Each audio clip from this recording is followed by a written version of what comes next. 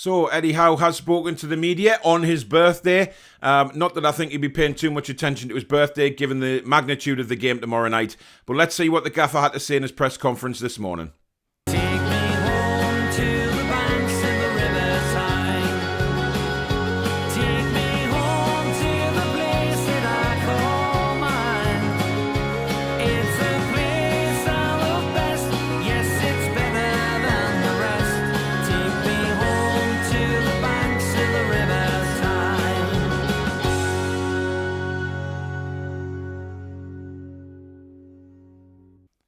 Hi everyone, I'm Paul back again, and obviously it's press conference reaction day here on the Toon Review, and Eddie Howe has been speaking to the media on what is a massive game for Newcastle United tomorrow night at home to Norwich City. Normally we wouldn't really class these games as being big games when we play Norwich or any sort of team around us like that, but tomorrow night is a different kettle of fish. We ain't won a game this season. Norwich are on quite a roll at the moment, 7 points in 3 games. They've gone above us in the league.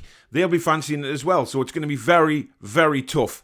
But for me, I'm looking forward to it. I'm looking forward to seeing who he brings in because of the 2 suspensions to Ritchie and Lascelles. What formation will he go for? Will he go back to 4 at the back? Hopefully so, because I don't think the 3 centre-backs are working anymore. But time will tell. We will see. But he was asked straight away how he was feeling after his bout of COVID, and he said, COVID hit me physically. There's no doubt about that. I feel a lot better now, and I'm rapidly improving every day to get back to feeling my best. So he's on the way. Obviously, a lot of people did comment on the weekend that he didn't look quite himself. He looked a bit pale, but he's bound to. You know, COVID is nasty. I should know my 13-year-old daughter's been suffering with it for a long time now, and she's got long COVID. So it's a horrible illness, which hopefully Eddie Howe is well on the way to recovering from. But I'm sure, you know, during his time away, he's been doing his homework on all the players, let's be honest. But it's good to see him feeling better. On the week ahead, he said, we're aware of how important these games are, but it's a dangerous thing to look too far ahead. I'm looking at training today as my first priority, and then, of course, the game tomorrow. It's a step-by-step process. And he's right what he says there, isn't he? Because we can't look at the Burnley game at the minute. The Norwich game is very much in our mindset now because it's tomorrow night. It is the first game of these 2 huge games. And first of all, we need to get 3 points from this game before we even concentrate on Burnley. If we fail to get 3 points tomorrow night against Norwich, I don't know where our season's going, apart from relegation. I can't see us getting out of it. Now, there's always a chance, yes, but, you know, the deflation that I think the whole club will feel if we don't get 3 points tomorrow is going to be huge, and that might have an impact moving forward.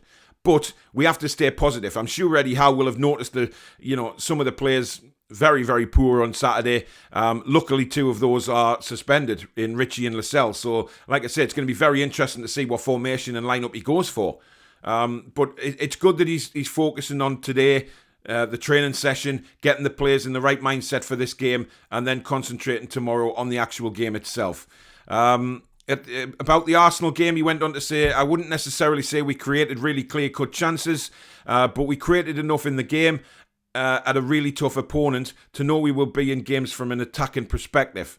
We have to improve the other side of our game. That's everyone. Now, obviously, he's talking about the defence there, isn't he? I mean, you know, we have to improve that. That is the other side of the game, you know, but he's talking about being everyone, defending as a unit, defending as a team.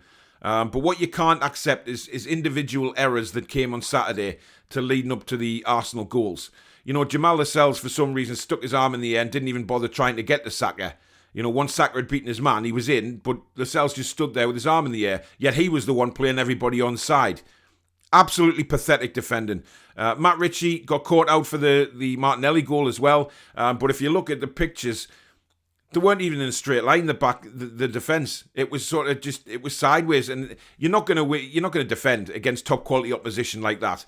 So I think when Eddie Howe's talking about everyone, he's not going to, you know, name names. He's not going to pinpoint anybody in particular. He'll do that behind closed doors.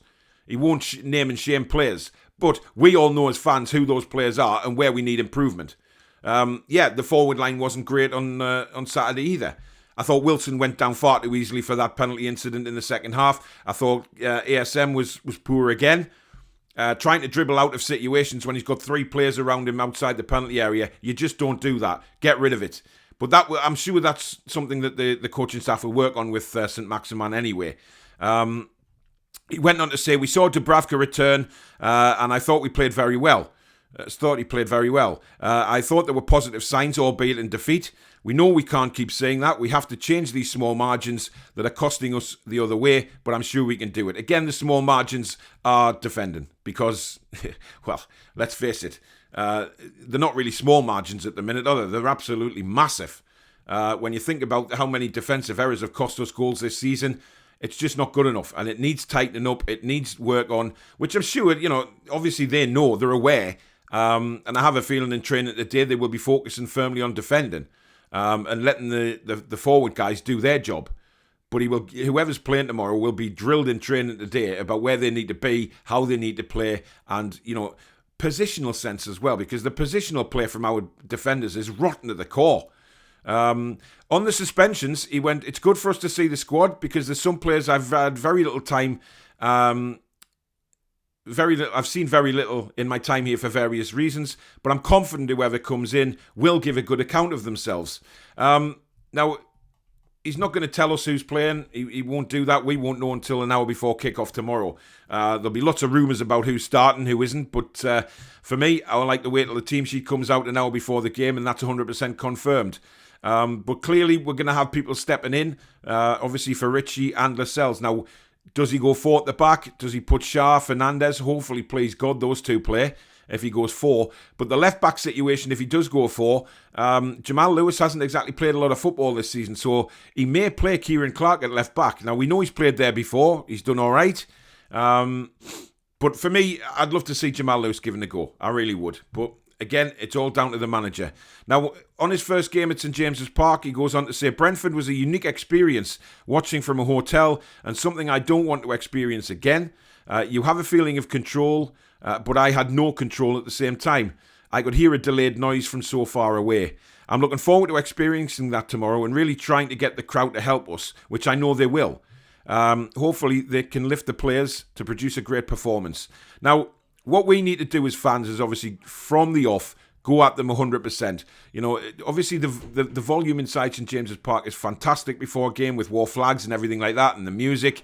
And we need to create that atmosphere so when the players do step out of the tunnel, they know that the crowd is right behind them. But they have to respond to that atmosphere. And we've said it before, the players haven't responded to the atmosphere in St James's Park and the noise is quieting down after 15, 20 minutes. We can't let that happen tomorrow.